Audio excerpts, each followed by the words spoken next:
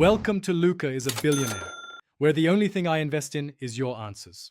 You start by confirming you already have repository access and credentials. This matters because you'll need read history and commits immediately.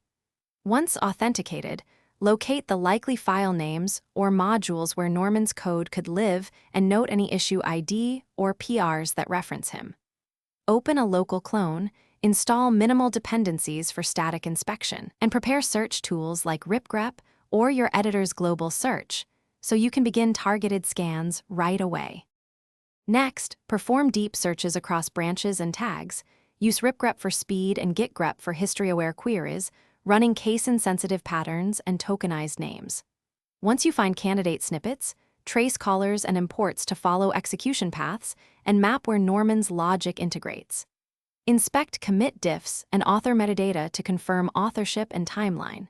Make sure to open nearby files and comments too, because references to Norman's variables or to-do often reveal the canonical implementation. Finally, validate your discovery by running focus tests or executing small reproducible snippets that exercise Norman's code paths. This proves correctness and reveals hidden dependencies. Once validated, document exact file paths, line ranges, and commit hashes for future reference and create a concise note explaining how you identified the code. If you can't find it, expand searches to forks, archived branches, issue discussions, and code review threads. These often contain moved or renamed code that standard searches miss. Thanks for watching and please subscribe. It's the best investment you'll ever make.